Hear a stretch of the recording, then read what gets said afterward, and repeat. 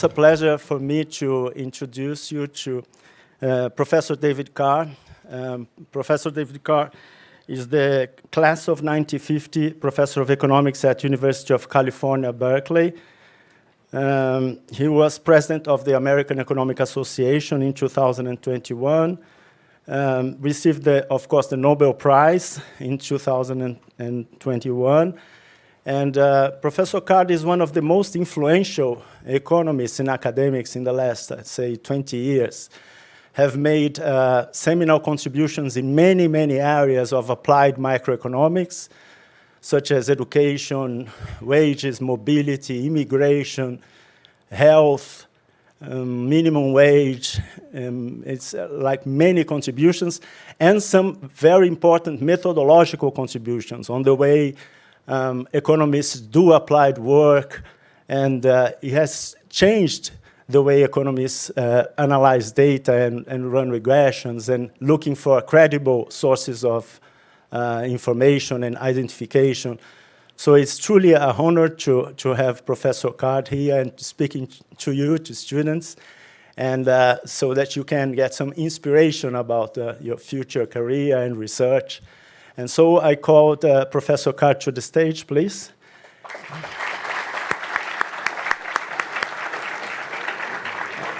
We're going to have a presentation, and then we'll open for questions. Okay, thanks.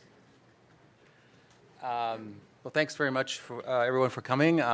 Great pleasure to be here. This is my first trip to Brazil, a very enjoyable trip so far.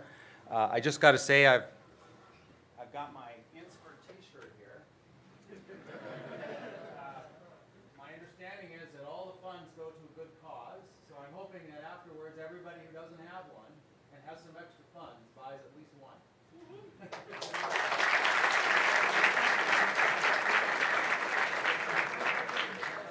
So, and I've got some other stuff to sell along the way. I'm going to talk about kind of a personal view on economic research and public policy. And I'm going to use examples from minimum wages and immigration. And so the starting point for this is something that I think probably if you're an economics major, you think about this. Economists often appear to be influential. In the United States, there's chief economists in many agencies. There's the chief economist of the Department of Labor. There's chief economists in many companies. There's the chief economist at Google, the chief economist at Amazon, chief economist at Uber.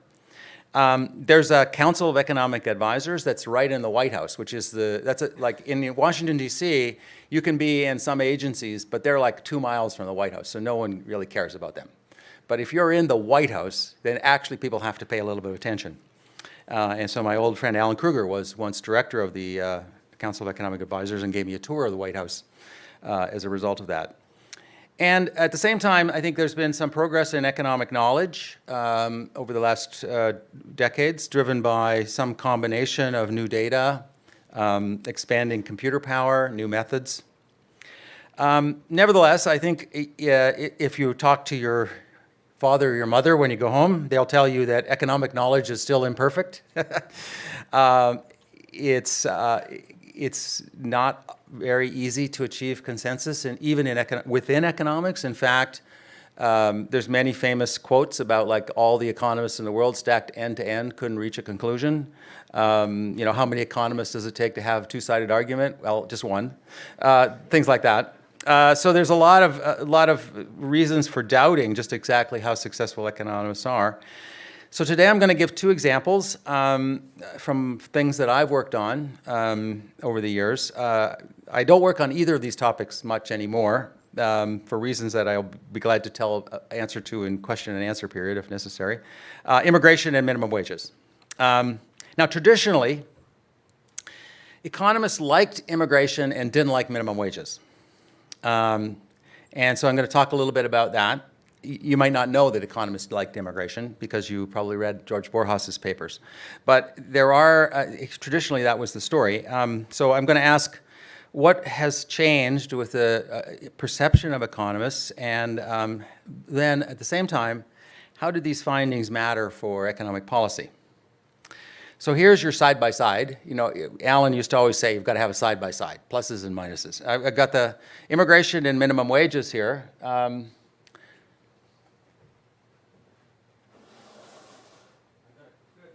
Everybody has a very close view here of the side-by-sides. So if I talk, can you hear me? Yeah, okay.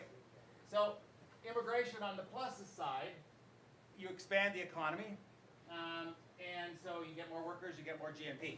And as you know, most people, when they think that the economy is, you know, they're comparing their economy to some other economy, they say, well, my economy is bigger than your economy. So I'm better. You increase the value of land and capital. And so historically, that was one of the reasons why, actually, I don't need to do it. Yeah. Oh, it's on the YouTube. Oh, okay, we're on the YouTube. Sorry, we're on the YouTube. Increase the value of land and capital. This is historically a very important reason for supporting immigration. For instance, I live in California. Who's the #1 supporter of immigration in California? Farmers. Why is that? Well, because the strawberries have to get picked, or that land isn't worth nearly as much, because its alternative use is something a lot less productive. So you need labor to increase the value of land and capital. There's an argument, a very traditional kind of simple welfare economics argument, that you're going to increase the average wages of natives if you bring in more immigrants. Okay? That's the so-called immigrant surplus. The minus of immigration, the traditional view was that against all of these things, these benefits, you had to weigh a cost, which is it's possible that lower wages of immigrants, immigrants coming in lower the wages of directly competing natives. Okay? So almost all of my work in this topic has really been focused on this question here. And so I'm going to talk about what we've learned about that topic over the years and frameworks that have developed and so on. On the minimum wage side, there's a lot more negatives.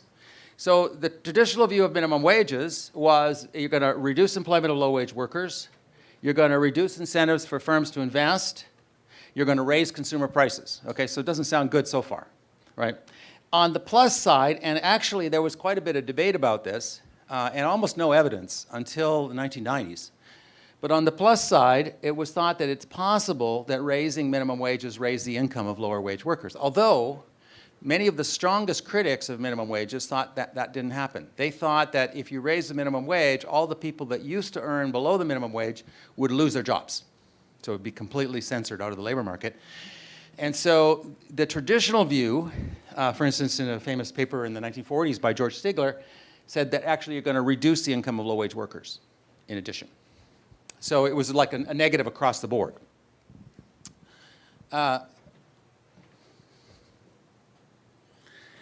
So I'm going to talk about some of the findings, but notice that these two things, the thing that they share in common is this focus on the relationship between how minimum wages or immigration affect outcomes of low-wage workers.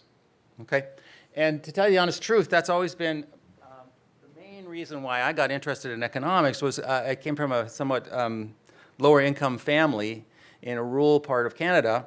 And it always struck me is that there's plenty of economists that are studying CEOs and finance economics and stuff like that. And actually you can make a lot of money doing that. And so I always thought it was important that somebody study like the low-wage workers. And so that my interest was always more in that. Okay. So what have economists been doing on these topics? Well, basically what we've been doing is a combination of evaluating the existing benchmark models with evidence, and then potentially developing or reconsidering alternative theories when sometimes the evidence didn't quite work the way we thought. And I would say the takeaway, my reading of this literature is these are the two things, if you don't learn anything else in this lecture, then these are the two things that I think you want to take away coming out of this kind of revision. The first is that Malthus was wrong, okay? So actually an amazing number of people know about the Malthusian idea. And if you just talk to your, uncle, in the United States and Canada, we all have some crazy uncle that comes for family vacation or a party or something and drinks too much and then starts arguing like complete right-wing crap, right? And so that's who we're thinking of here. That's the person we're trying to address. That guy believes in Malthus. He believes that more people means less jobs for the rest of us, okay? And my old friend John DiNardo, who's passed away, used to call that the skating rink model. So if you Canadians play ice hockey, and the thing about ice hockey is that you add players and subtract players on the fly. So, and a new player comes in, but you have to get the old player off before that happens, or you're violating the game, right? And so a lot of non-economists think that the labor market works like that. One new person comes in, somebody else goes out, okay? And actually that's not right, okay? That's the Malthusian view, but that's not right. The other thing I think that we were learning is that employers set wages. That there's a fair amount of market power in the labor market. I talked about this yesterday, if any of you saw my talk yesterday. The exception to that is when there's institutional features that override the ordinary state of affairs. So the ordinary state of affairs, my argument is the employers are setting wages with some degree of market power. Now, it might not be that much market power. It might only be 10 or 20% markup between wages and productivity, but I think that's the ordinary situation. But if you have a high enough minimum wage, or if you have wages set too high by unions or other institutions, you could possibly be back to the situation where employers take wages as given. Okay. So let's get right into it with immigration. Most people intuitively think more people is lower wages. And as I said, this was what Malthus said in his famous 1826 essay on human misery. He thought the way the world worked was if there was temporarily good times, and he was actually motivated by the period after the Great Death. So in the 13th century, 25 or 30% of the European population was decimated by plague, okay? And actually, the next 200 years was relatively good times. Wages were higher, people had a higher standard of living. And so Malthus, and then afterwards it kind of reverted, and Malthus was thinking about that situation and saying, okay, what happens is if you've got too much income, you have more babies, and more babies survive, and you'll keep doing that until you're driven down to misery level, basically. Okay, so that was his theory. And a lot of people intuitively think that's what goes on in the labor market. You have too many workers, then there's going to be unemployment or non-employment. But there's something to keep in mind, which is larger countries do not necessarily have lower income or per capita income. For instance, the United States is about 10 times bigger than Canada and has higher wages and higher incomes. Larger cities have higher wages. So in the United States especially, there's a very, very strong relationship. Every 10% increase in population going across cities gives rise to around a 0.2% increase in wages, or between 0.2 and 0.5% increase in wages. Very systematic, and actually true in many other countries. So larger cities pay more. Many countries try to promote population growth. So a lot of countries have pro-natalist policies. Everyone likes to make fun of France, especially if you're a Canadian or English-speaking Canadian. You love to make fun of French people. So everybody knows in France, if you have like 7 babies, you get more money from the government. Actually, this is true in Canada too. Some countries even encourage immigration. This is hard to believe if you live in the United States right now, but like Canada, Australia, and New Zealand actually encourage immigration and have policies, very strong policies to try and recruit people. In Silicon Valley, when President Trump was in power, there were big billboards going along the Highway 101 which said, okay, you're a H-1B worker in Silicon Valley and you're going to lose your visa because of the Trump program, come to Vancouver. Okay, so Canada was actually trying to take advantage. And it's actually worked out really well. So now there's a really growing office of Google and Amazon and so on in Vancouver and Toronto. So this is really working out for Canada. What Malthus was thinking of this medieval world where everything relied on agriculture. And there was a fixed stock of land. So if you increase the number of workers available, they were going to be driven into less and less good land. And you can very clearly see that in the historical record. So what happened after the Great Death was over is that a lot of outer villages, the worst parts of Scotland and the rainiest parts of Ireland and so on, were actually abandoned for a couple hundred years. And people moved back into the more fertile lands and had a little bit higher standard of living. In the early 20th century, economists realized that actually if you don't rely on land but have capital that you can build, then the Malthusian trap can be avoided completely. All you have to do is make sure that capital rises with labor. And so that's the standard solo type growth model that we all learned and have promptly forgotten since COVID, so I understand from your teachers. But you learn that you've got to have capital growing with labor, and what matters for productivity is the capital over labor ratio, right? And if you keep capital over labor constant, then productivity can be constant or growing if there's some underlying technological factor. So what that means is more workers doesn't necessarily cause a negative effect as long as you can have capital growing. And there still could be a problem, though. Let me say one other thing. There's actually a fair amount of research suggesting that one of the reasons why wages are higher in big cities is and higher in some countries than other countries is because there's actually increasing returns to scale. There's actually some benefit to size. And it might not be very large, like a 100% larger country might only have a couple of percent higher productivity gain, or might be 2 or 3%. But there's still, on average, I think most of the research suggests that there's a positive benefit of it's called agglomeration economy. And my colleague Enrico Moretti has spent most of his career tracking the sources of these agglomeration economies. And if we wanted to, we could talk about some of that in great detail. Nevertheless, even in that model, there can be a problem if the immigrant inflows are non-diversified. So if there are many groups of workers in the economy, skill groups in the economy, and all the immigrants are in one skill group, then you would adjust to that by having potentially more capital, but you're going to have some kind of adjustment, potentially lower wages for that one overcrowded skill group. So some of the Malthusian logic persists if you have non-diversified flows. If you have diversified flows, no problem. You just double everything. So the research agenda then has been to ask, how do we measure the diversity of immigrants relative to natives? And then what's the big picture on diversity? And then what's the evidence? So how do we measure diversity? The way that economists have developed since the 1940s to study diversity of skills in the labor market is to think about education as the #1 classification.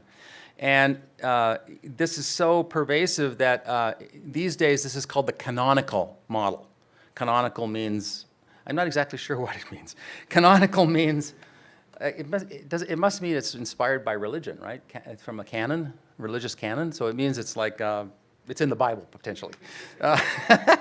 Okay, so the canonical model says that you divide the workforce into 2 skill groups, college and non-college. And many, many researchers have estimated canonical models and estimated the elasticity of substitution between those 2 groups. And the big picture, here's the big picture. This is in the US. The big picture is that the share of workers with natives with a bachelor's degree or higher is 33%. And the share of recent immigrants with a bachelor's degree is 32%. So they're basically the same. So if that's true, then we don't have to worry about this Malthusian problem, because the immigrant flows are diversified about the same as the natives. Now, nevertheless, if you look more granular, at a more granular level, granular is a word I teach machine learning and econometrics to my undergrads who are all hoping to get a job in tech, okay? And there's one key thing about tech that you might not know. You've got to learn certain buzzwords, and the #1 buzzword is granular. Everything in tech is granular, and you're looking for more granularity all the time. I don't know why. Okay, so here's a chart. This is the diversity of the workforce in the United States. So we're showing different education levels, the share of the workforce in those buckets. Okay, you can also call them buckets. You don't call them categories if you want to sound like you've been in the tech sector. Okay, so no more classifications, no more groups. It's all buckets. Okay, so we've now got a granular set of buckets. Okay, and we've got 2% of the workforce is less than 8 years of education. 3% have more than 20. Okay, so those are the extremes. About a third of the U.S. workforce have exactly high school education, which is pretty surprising. That's not so different than where it was when I was your age. So it hasn't really gained. It hasn't been such big gains in that. And then there's another third that are kind of at bachelor's and above, and at only 7 or 8% below high school. And you can see the immigrant groups are very, very concentrated in a few of these buckets.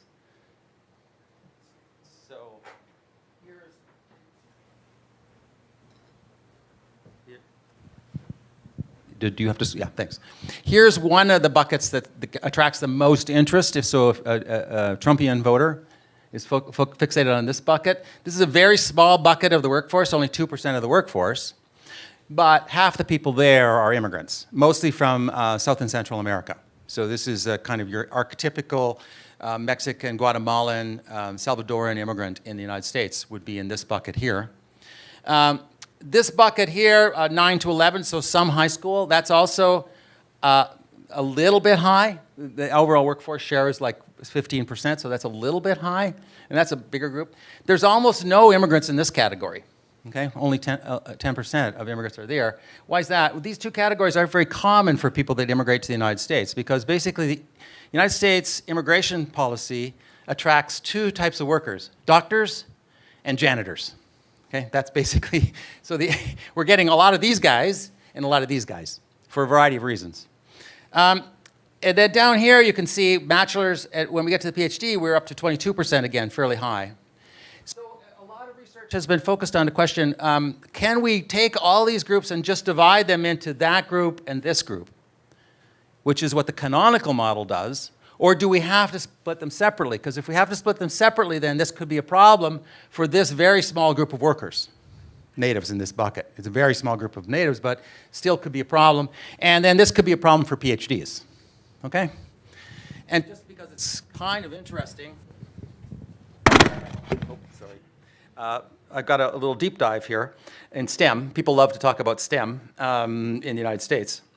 STEM is science, technology, engineering, and math. And STEM plus includes economics. And that's really important. You might need to know this at some point, because if you get a bachelor's degree in the United States and then you want to get practical training, which means you can stay on and do a master's, then economics counts. So it's a STEM field for visa purposes. And you can see in all STEM fields, the PhDs, 31% of them are foreigners. But in computer science, it's almost a half, and in engineering, it's almost a half. So those are two fields where the economy is really moving quickly and very heavily reliant on immigrants. Economics is only 20% of our PhDs. Current stock of PhDs are foreign-born, which Frank and I find kind of surprising, since neither of us are born in the United States. Okay, so what's the evidence this is what I would say the evidence is on diversity. Immigrants are concentrated at the bottom, but the overall college share is kind of the same. How do we get credible evidence on the effects of immigrant inflows? Well, there's a couple of different ways. One way that I guess I sort of invented kind of by accident a long time ago is to look at a big shock. And so the classic big shock was the Mariel boat lift, 1980. About 150,000 people were transported from the port of Mariel, which is a little part just outside of Havana, over to Miami. And about half of them stayed, or 2/3 of them stayed in Miami. So that was like 75,000 people added to the workforce in about 2 months. So that's a fairly large shock. What happened? Well, this is a graph of data on wages for workers in Miami. And a control group. Now, that was the innovation of my paper. I had a control group. And so my control group consisted of a bunch of other cities where there was a reasonable number of Hispanic and African-American workers. Miami is kind of unusual in American cities, and it has both a fairly large representation of Hispanic workers and a large representation of African-Americans. So I needed to combine a bunch of other cities, and that shows the trend in wages, these are real wages. Real wages were falling in the United States from the 70s to the 90s. Okay, that's the number one thing you need to know about why everybody's so pissed off all the time. Right? Real wages have gone down in the United States. But they've been falling in that group of, especially the cities like Miami, the southeastern cities. Not that much, but 15% or so. And you can see that there was quite a large decline in the early 80s. That's when there was a lot of inflation, which is happening again now. So high inflation causes real wages to fall, and then they kind of stay low, which is what we're expecting is going to happen. But you can see there's no real divergence between the two. So that was what I concluded. There's been many subsequent studies along the same lines. There was a study of, the one that I really like, maybe in a way, the biggest big shock is the exodus of Russian Jews to Israel between 1991 and 1993, which was really, really a large shock. And it's surprising how hard it is to find evidence that that screwed up the economy. Although one of my former students, a guy named Ethan Lewis, has a really nice analysis showing the effects on investment in Israel, which was massive. So this big inflow of labor caused a huge investment in Israel around that same period, exactly as predicted by the sort of classical economic type models. There's also ones on the end of the Algerian War. A lot of people, after the Algerian War was over, came back to France. After the Angolan War was over, a lot of the Portuguese settlers who were there moved back to Portugal. And in those cases, the studies also found very small effects. A second way to study the effects of immigration is what I called Enclave Patterns. And this is based on the kind of the very obvious point that immigrants go where the previous immigrants went. So Cubans go to Miami, Polish immigrants go to Chicago, Filipino immigrants go to wherever there used to be a naval base, because after the World War II period, there was a special exemption. If you worked in a naval base, if you were a Filipino worker, you could come and work in the United States without any visa problems. And so the places where there's a large Filipino concentration to this day are places like Vallejo, California, and the naval base in Virginia, that I'm temporarily forgetting its name. And basically what happens is once you get a set of immigrants set up, they tend to draw people from the same home country. And what that means is you can develop a share shift kind of instrument where you use the predicted split of people who would go to different cities. If 100 new immigrants came from one country, you can kind of predict on average how they're going to split out based on the historical patterns.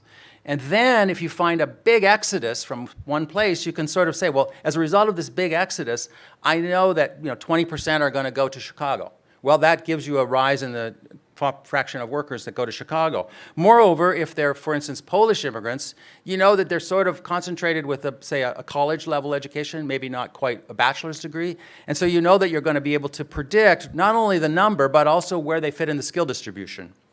And I use that idea to look at how immigration inflows affected wages in different cities in 1990, using flows of immigration between 1980 and 1990. And I had a really large amount of variation across cities. On the x-axis here, I have the predicted relative inflow of low education versus middle education immigrants. Everybody understand that? So it's like, based on the immigrant flows, counting where you came from, what the predicted skill distribution, and what city, each point is a city here, what city you're going to go to based on historical patterns, you get an enormous range there. That's a log scale, so I'm getting a range of like 140 log points. So that's a kind of a variation in instrumental variable you don't usually see, where you get an enormous range of the predicted value.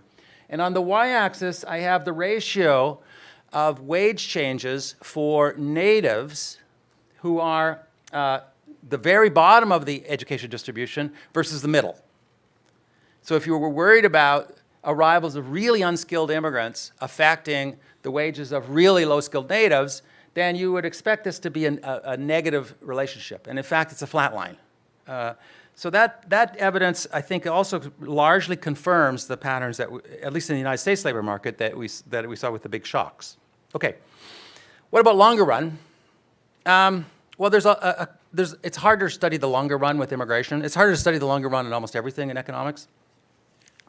One of my favorite examples is from Canada, the case of Montreal versus Toronto. When I grew up as a kid, it's hard to believe this nowadays, but when I grew up as a kid, Toronto was the worst place you could possibly imagine.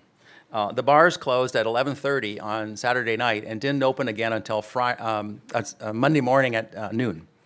So if you were like 19 years old, this was kind of a desperate situation, and we had to get our butts down to Buffalo.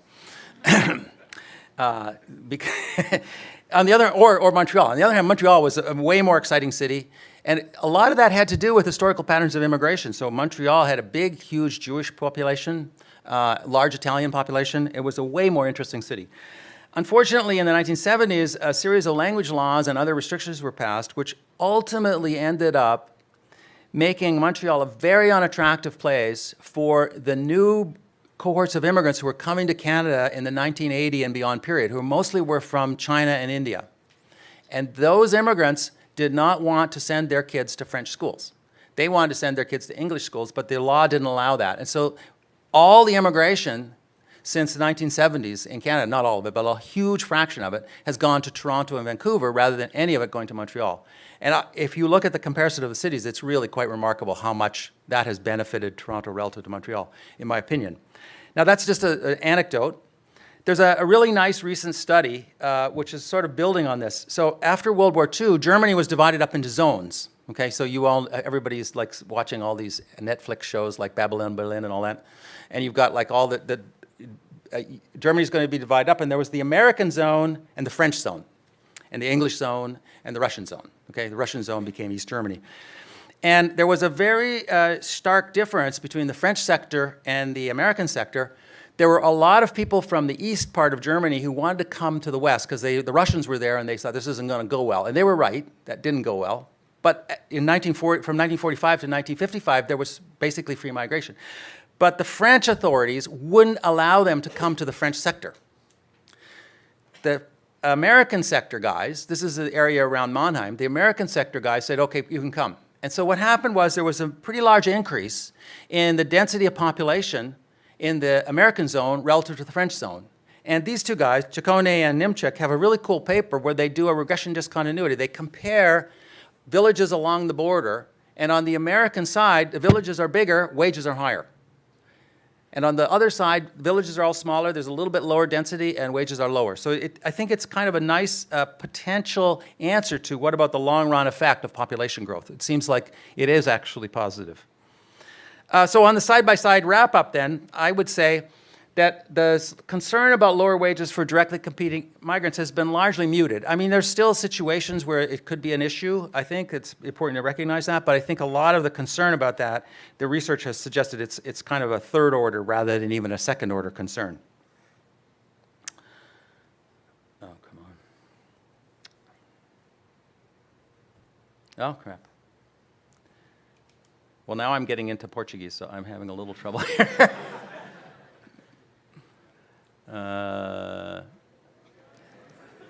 Does somebody want to? I don't want to get a WhatsApp going there.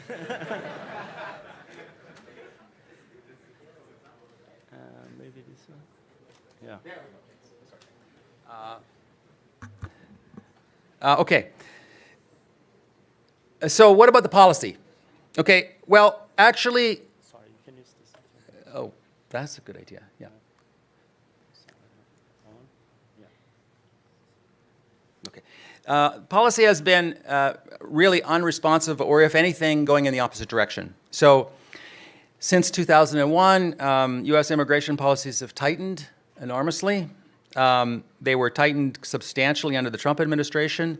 The H-1B caps, these are the caps for people with a master's degree or above or in science and technology. Those caps are now severely binding for tech companies.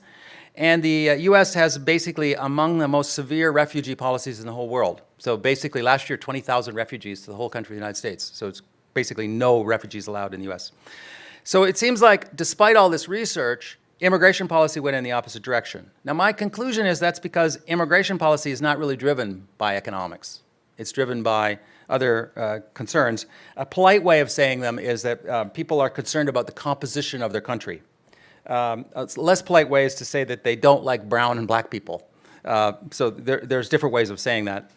Okay, let's go to minimum wages. Backstory on minimum wages. The econ textbook, we all know, you raise the minimum wage, employers cut employment. The implicit assumption in that model is that everybody's paid their market wage, and your market wage is equal to your marginal productivity. Joan Robinson showed that that can be different if employers have market power and can set wages.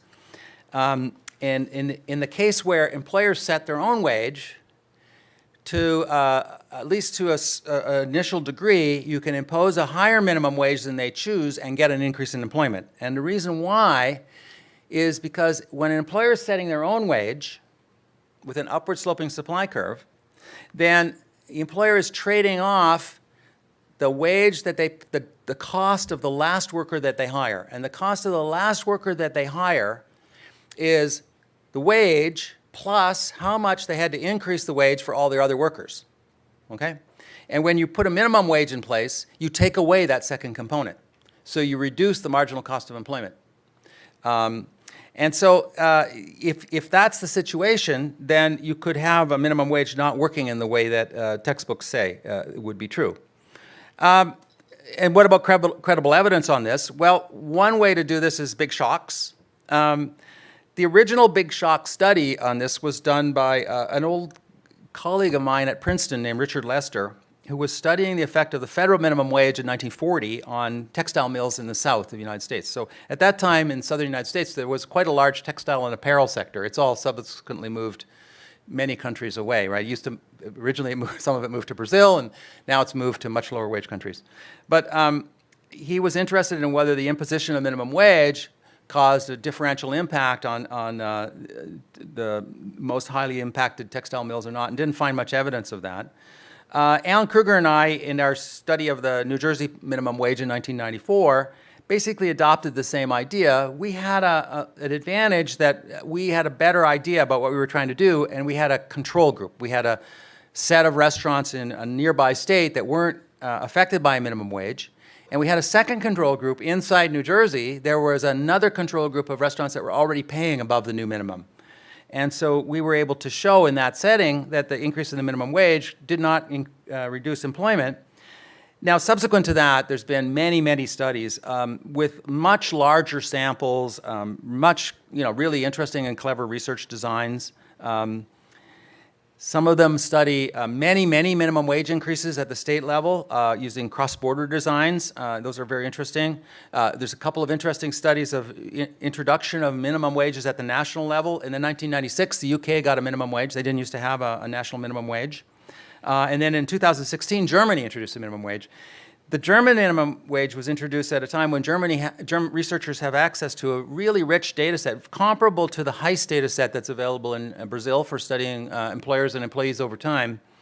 And using that data set, researchers were able to show very clearly that it didn't cause any reduction in employment for low-wage workers on average, but it did cause them to be reallocated. Some of the lowest wage firms seem to have declined or gone out of business, and the workers moved to higher wage firms, which apparently were now willing to hire, even though before these workers were not there or not available. So it's now clear, I think, that the effects of modest minimum wage policies can be either zero or sometimes even positive. And there's a lot of evidence from other types of studies of this employer wage setting power influence. So if we look at the minimum wage side by side, I think we can see pretty clearly that the disemployment effect concern is, again, at least for the levels of minimum wages that we see in the United States, pretty second order, maybe even fourth order.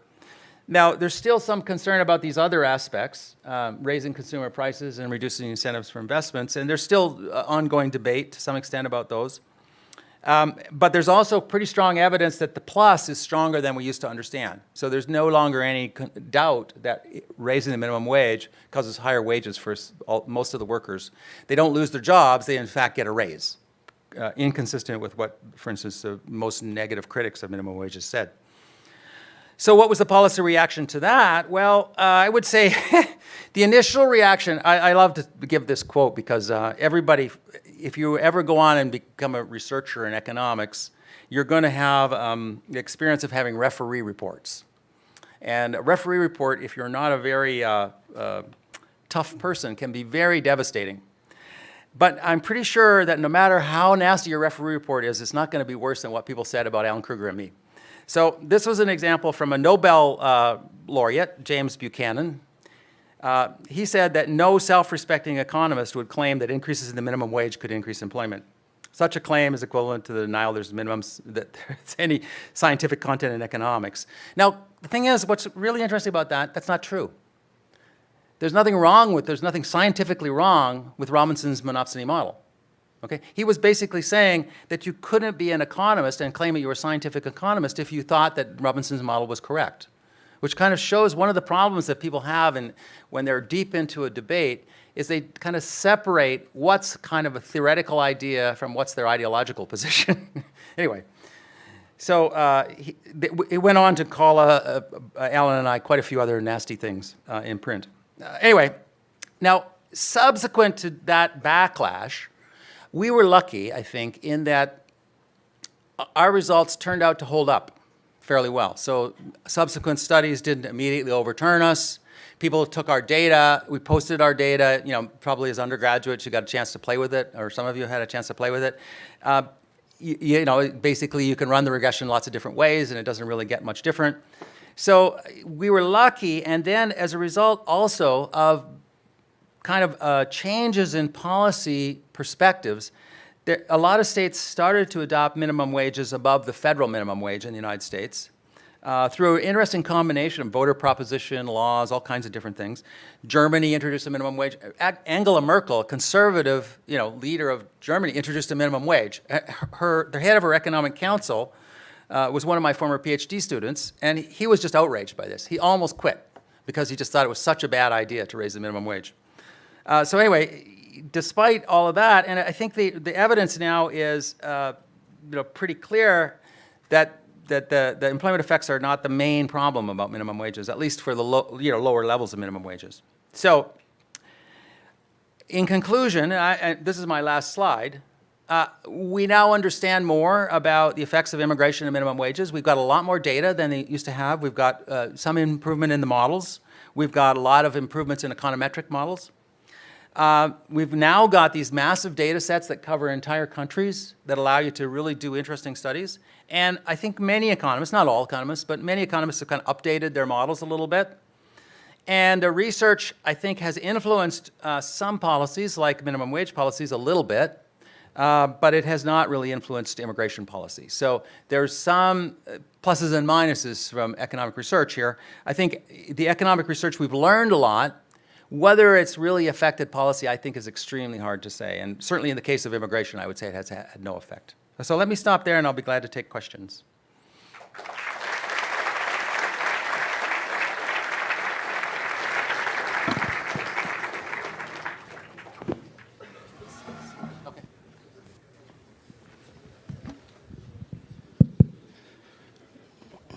Okay, so thanks very much, Professor Card. Let me start with a more general question. Like, you had many very innovative ideas about research and new results, but as you just said, many times there are some reactions from the mainstream, and people don't like new results, new ideas sometimes, and we have here lots of students that will have ideas and have new strategies to deal with issues, etc. So what have you learned from these reactions, and what's the best strategy when you run against the tide and when you have new results and mainstream people sometimes don't accept these ideas, have difficulties? What's perhaps the best strategy to deal with that? Well, I wouldn't say I have any great, really great insights into that. One thing, I guess, is that there's always going to be, you know, a lot of people hated Elvis Presley, you know, so there's always people that hate something new or are bothered by its potential disruptiveness. But there's another set of people who, you know, that's another good tech word, by the way, disruption. So if you say, okay, my research is a little disruptive, but I think it's going to, you know, lead us to a new direction.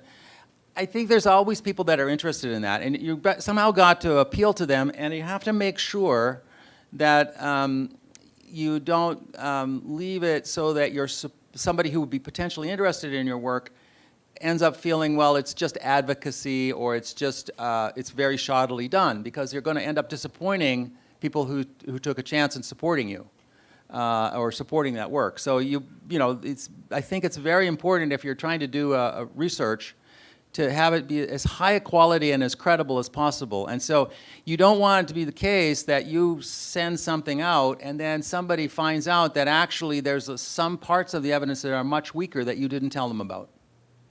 Because if that happens, then you've really hurt your credibility, and you've sort of damaged all the people that went out of their way to support you. Okay, so you're George Martin and you've just produced the first Beatles record, you know, well, it would be really good if those guys were really good performers, right, and really went out and did a good job.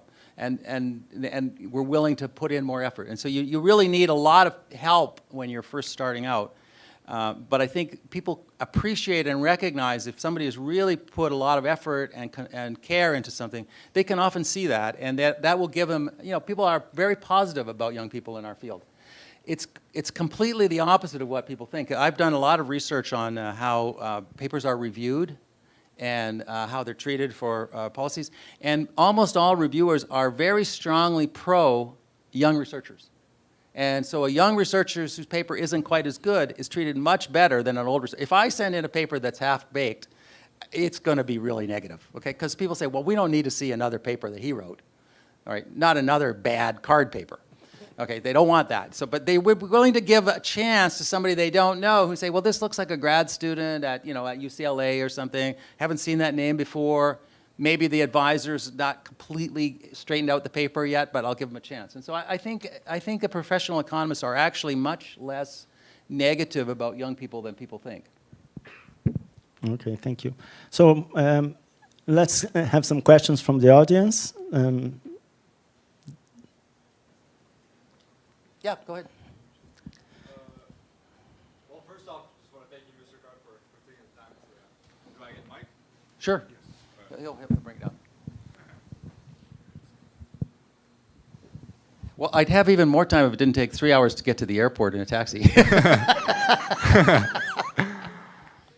So my question for you is, I'm curious as to what areas within economic research you personally believe are going to be yielding the most significant breakthroughs and consequently impacting society in a positive way within the next few years. Well, I think there's a lot of stuff going on kind of in the boundary between computer science and economics. And I think that's going to be just an incredibly important area. It's going to affect the way we do econometrics. It's going to affect the way we do some kinds of theories. You know, network theory, all kinds of market design theory and so on is all it's evolving kind of jointly in economics and computer science. And so I think if I was a grad student or even an advanced undergrad student, I would try and take at least one class in machine learning. So you kind of know that that's a field that's just full of buzzwords, okay? So like BERT, what's BERT? Well, BERT is actually just a natural language processing language. But it sounds like it's Sesame Street because, you know, computer guys love to have tweaky names. So you basically have to like learn, and if you learn a lot of that stuff, at least get started on it, and as an undergrad, it's amazing how straightforward much of it is. You're in a much better situation than the next step of your career to say, well, you know, I'll take that and maybe run with it a little bit and try and do something. So I definitely would urge people to spend some time figuring out what's going on in CS, take a couple of CS classes, pay special attention to some of the topics that they're focusing on. Yeah. Since the credibility revolution, there's been a great reallocation of research efforts to developing and applying empirical methods, and most policymaking in advanced countries is heavily relying on these methods and to an ever-increasing degree. What role is left for the study of economic history in policymaking, and how do you deal with this in your work? Well, actually, I'm going to dispute your first claims. I'm not. It is true that there's more empirical work going on. Here's a really important thing to know. If you're working in the Council of Economic Advisors, you get to work in the morning at 8 a.m., and there's some crazy thing going on, okay? And most of the time, you've got one day to fix that problem or have something intelligent to say. And so actually, having the ability to kind of play around with a toy model and pull that model together and say, this little model says yes or no, and I'm aware of some of the evidence and maybe put a little bit of evidence in behind some part of that model. Basically what the thing that Paul Krugman is often doing in his columns, if you actually read his columns that way.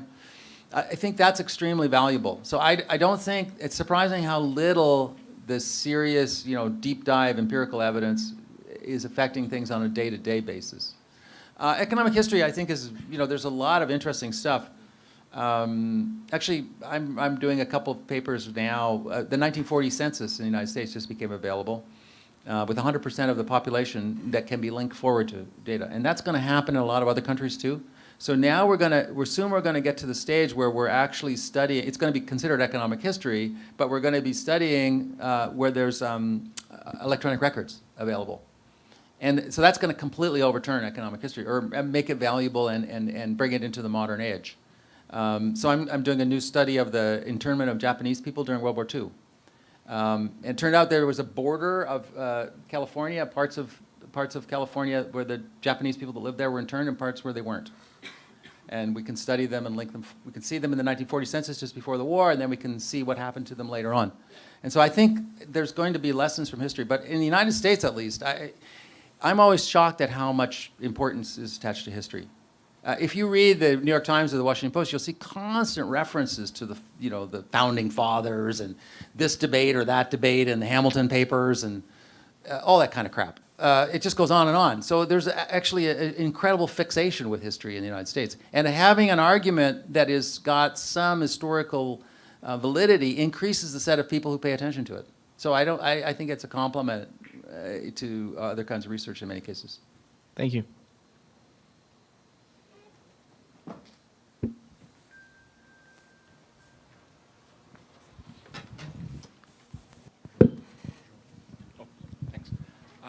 How do you? Yeah, in other words, like, do I think that those things are different in Brazil, say, or Chile or something? Yeah. Well, some things are different. The labor market, for instance, as I mentioned, is always affected by institutional factors. So, for instance, in Brazil, it's you're trying to study wages. It's really important to know the minimum wage is pretty high in Brazil, and has a huge effect on wage setting, especially in the poorer regions of the country. So that that's just unambiguously true. If you are studying, I have a paper recently looking at black-white differences or white, non-white differences in Brazil. And, if the first order effect, it's surprisingly similar to the effect in the United States. The wage differentials by, racial differentials by education category are almost exactly the same in Brazil as they are in the United States, even though the history of race relations is extremely different. The whole story of the evolution of ideas about racial differences is just completely different in Brazil than it is in the United States. But it's possible that some of those things are the same, some are different. I think one has to study them that way. I think one thing that's really important, oftentimes I see people who are trained very neoclassically and have certain ideas about things like, for example, the value of pensions. Right? Everyone thinks if they grew up in a rich country, they think, okay, the first order concern is everybody should be saving. Now, actually, even in the United States, no one saves. so it's kind of a failure. But then if you say, okay, I'm running this country and I need to get a pension system going, a lot of workers might say, well, that's not my first order or second order concern. So I think that when you're thinking about policy, especially, you have to say, well, what is it that the people in my country need, and what's their concern? Is it really the same thing as the concern of the median voter in some other place, or is it different? Hello. Oh. Policy making is here. Oh, okay, I see. Sorry. Sorry. Policy making is very experimental in some ways because you cannot predict what's really going to happen. So how do you deal with the uncertainty that something you do might have, especially when there's high stakes involving people's lives? How do you deal with the uncertainty? Well, first of all, it's important for me to point out, I've never actually been a policymaker. I've never served in any policymaking roles. And I don't say anything about policy, usually, directly. So I would be concerned if I thought that somebody was using some result that, like for instance, when we did the New Jersey, Pennsylvania study, Alan and I wrote a book about minimum wages after that.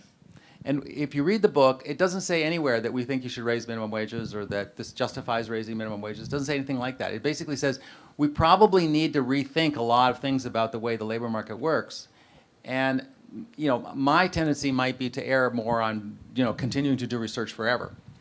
I don't really ever feel that confident that results come and go.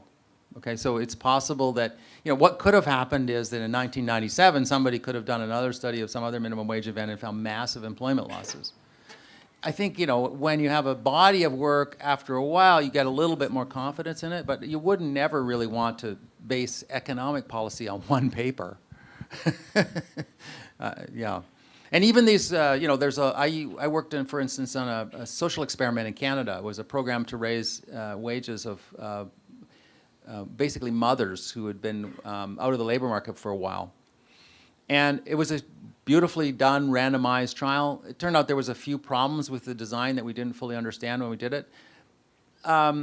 But it was done at a time when people thought that they were going to move the welfare system one way. By the time the experiment was over, 8 years later, we finally got the last report in, everybody had shifted direction. And they were no longer interested in reforming welfare in that direction. And so that experiment was really an academic exercise, even though it was originally focused on a sort of a policy question.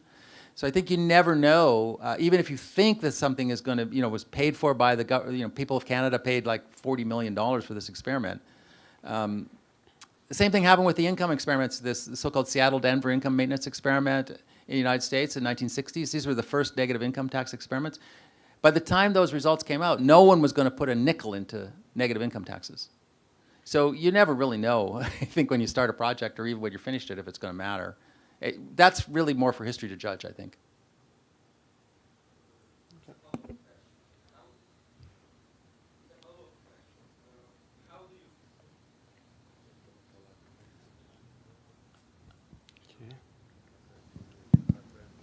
You talked about Buchanan's the conservative reaction to the minimum wage papers in the 90s.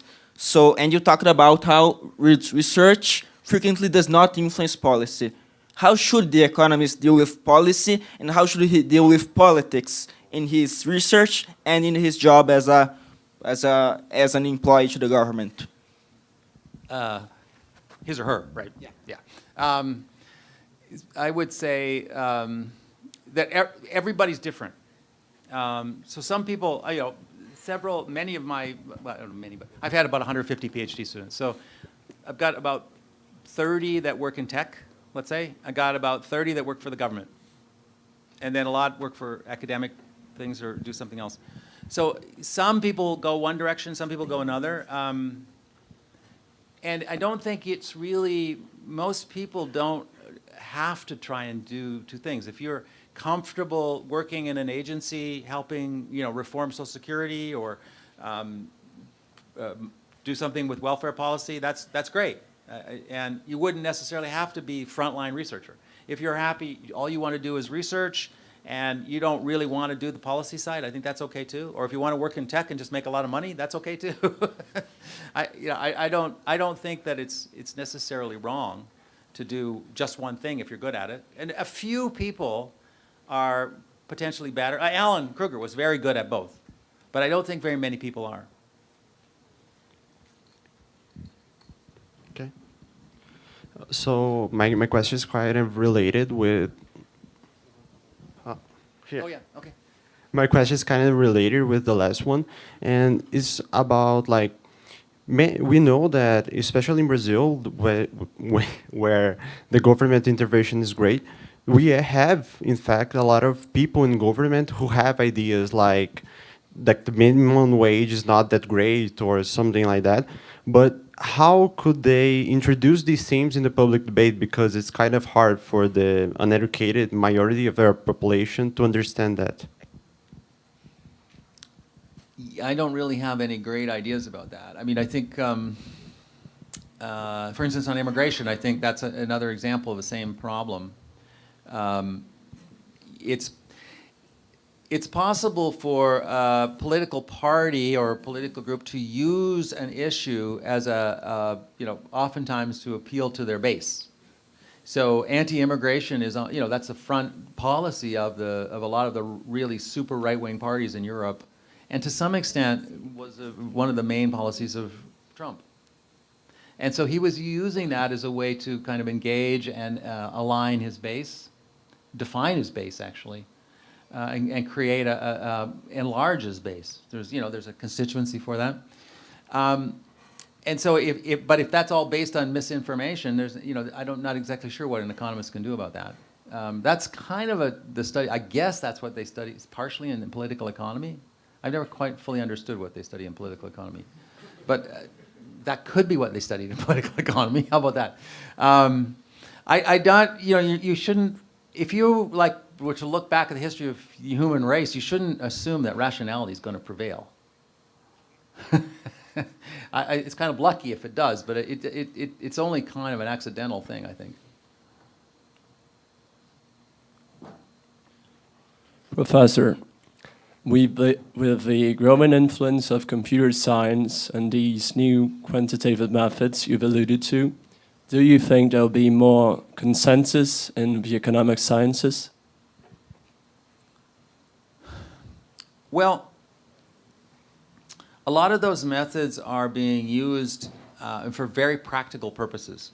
For instance, how to design an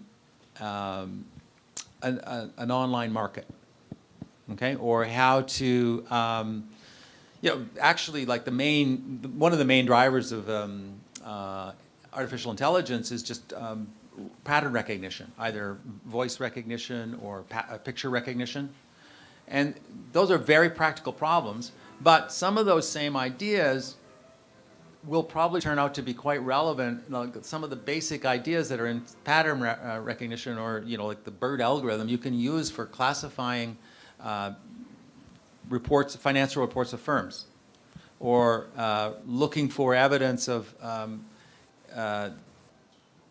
behaviors or patterns on maps or on all kinds of things. So I think that you have to be very open-minded about what's going to come out of that. It's just like there's a lot of brain power, and they're playing around with all kinds of interesting stuff. So there could be something interesting. You just don't quite know what's going to happen. Yeah. Okay. So I think we have to close. It's about. Do you have one very quick question? Okay, last one. First of all, thanks for being here. I just wanted to know, in your opinion, what does it take to be a good economist, and to what do you owe the fact that you won a Nobel Prize? Well, I probably won the Nobel Prize. I was the right person at the right time for a certain topic that, another time it wouldn't have mattered. There was all kinds of people doing natural experiments and many different times in economics, and it didn't really pan out. So I think I was just lucky that it was kind of the right time for that approach, and data became available. Maybe there was a little bit less interesting stuff going on in theory than there had been before. Lots of different things. I don't know. I would say the most important thing for being an economist is we're supposed to be studying human behavior. And so I think the number one thing that I always look for in research assistant or something is somebody who's really asking really crazy questions about why stuff is, because sometimes those are the best questions, right? The number one problem you have when you're starting a PhD, after you do your coursework, somebody will say to you, well, what's going to be your research question? And then 3 years later, you figure that out, right? It's a very painful process. And so, but there's some people who are really good at that. They just walk in every morning and say, I don't quite understand this. And that's the kind of thing that I think that makes a good economist, is this sort of curiosity about why things are the way they are, and maybe a little bit of boneheaded stupidness to say, okay, this doesn't make any sense to me. At least other people say it all makes sense, but I don't think so, right? So if maybe a little bit of it obstinate and don't believe the party line, that's helpful. Yeah. Okay, thanks very much, everyone. Okay.